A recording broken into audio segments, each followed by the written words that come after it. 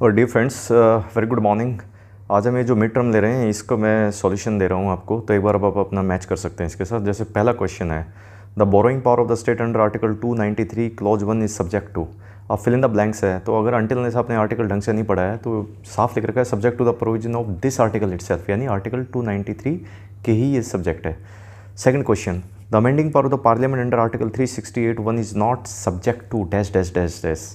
तो ये देखिए, जब सारा का सारा ये गोलकनाथ और केशवन भारती से पहले की बात है, तो गोलकनाथ वाले केस को जब सुप्रीम कोर्ट ने बोल दिया था कि parliament has no right to amend the fundamental rights, तो तब ये 24th constitution amendment 1970 Indira Gandhi ji लेके आए थे, तो उसमें साफ ही डाल दिया था notwithstanding anything in this constitution, यानी parliament has constituent power, parliament can alter very anything any part of the constitution. तो ये आना चाहिए था। तो इसका मतलब कोई लिमिटेशन पावर, कोई बाइंडिंग नहीं है, कोई लिमिटेशन नहीं है, पार्लियामेंट सुप्रीम है। तो यहाँ पे लिखना चाहिए था notwithstanding, starting non obstante clause है। Third, under article 360 the president may impose the financial emergency suo motu, true false. देखिए, अगर हम आर्टिकल 356 में देखें तो उसमें क्या है, on the receipt of the report from governor और सुओ मोटो है, लेकिन 360 में सुओ मोटो वर्ड कहीं नहीं है। प्रेसिडेंट इज सेटिस्फाइड, तो सेटिस्फाइड बहुत सारे रिपोर्ट्स के बेस पे होगा, तो सुओ मोटो नहीं है इसमें आर्टिकल 368 में, तो false. Question number 4, doctrine of pleasure under article 310 is not applicable to the statutory और यूनिवर्सिटी एम्प्लॉइज। देखिए, जो आपका आर्टिकल 12 में जो स्टेट की डेफिनेशन है, आपका पार्लियामेंट आ गया, आपका government of India, state assembly, आपकी स्टेट गवर्नमेंट और आपका local authority and other authority. Other authority बहुत सारे आपको यूनिवर्सिटी, स्टैट्यूटरी बॉडीज़ और even registered societies have been declared as the state. लेकिन ये वाली स्टेट की डेफिनेशन अगर आप आपके पार्ट 14 में उठा के देखेंगे, services under the union state, उसके ऊपर लागू नहीं है। तो यानी जो आपकी ना ही तो कॉन्स्टिट्यूशनल प्रोटेक्शन है, ना ही डॉक्ट्रिन ऑफ प्लेजर है, which is applicable to the statutory employees. The statutory bodies have their own rules in respect governing their employees.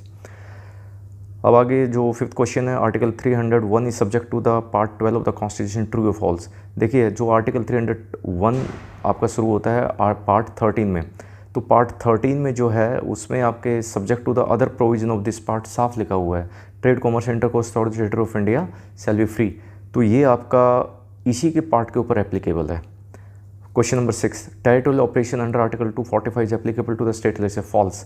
अगर आप 245 का सेकंड क्लॉज देखेंगे, it is applicable only to the parliament, not the state legislature. Question number 7, the parliament may extend power of the supreme court to issue the writs of purpose other than the fundamental rights. देखिए, आपका article 368 का clause 2, enlargement of the जुडिक्शन। अब अगर आप 226 देखेंगे तो वहाँ पे fundamental right as well as the other rights, legal rights पे भी आप रिट्स के थ्रू जा सकते हैं हाई कोर्ट में, लेकिन सुप्रीम कोर्ट में सिर्फ और सिर्फ on the violation of fundamental rights. लेकिन कल को अगर पार्लियामेंट लगते कि सुप्रीम कोर्ट भी इंटरटेन कर ले, तो फिर यहाँ पे सुप्रीम पार्लियामेंट ये एम्पावर्ड कर सकती है कॉन्स्टिट्यूशन अमेंडमेंट ला के सुप्रीम कोर्ट को फर्दर उसकी जुडिक्शन बढ़ाई जा सकती है फॉर अदर लीगल राइट्स के लिए भी।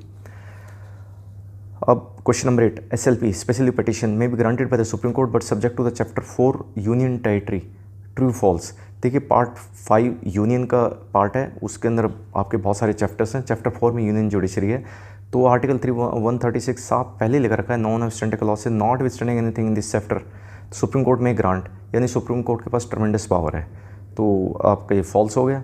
Question number 9, may the president promulgate ordinance just 1 day prior to the commencement of the session of the Lok Sabha. देखिए, अगर लोकसभा का सेशन मान लिया 1 जनवरी 2025 से शुरू होना है हिपोथेटिकली, तो एक दिन पहले यानी 31 दिसंबर 2024 को भी ऑर्डिनेंस लाया जा सकता है, क्योंकि उसमें वर्ड है कि सेशन पार्लियामेंट सेशन में नहीं होनी चाहिए।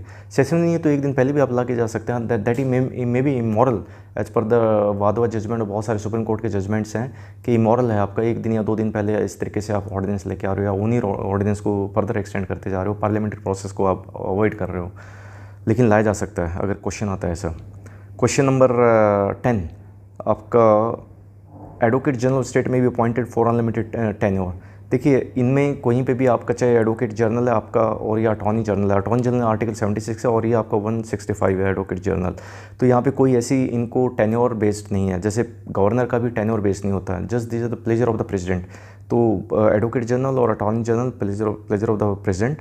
और लेकिन ये आपको पता होना चाहिए कि जैसे आपके स्टेट का रिस्पेक्टिव जिस भी स्टेट से हैं कि उसका एडवोकेट जनरल कौन, जैसे हरियाणा केस में श्री बलदेव राज महाजन है, और अटॉर्नी जनरल ऑफ इंडिया बड़ा important the highest law officer of India, तो ये आर वेंकटरमणी है। तो आई होप आप अपने बेरेक्ट को सामने रख के इस क्वेश्चंस को अगर करेंगे तो आपके डाउट्स क्लियर हो जाएंगे। Thank you.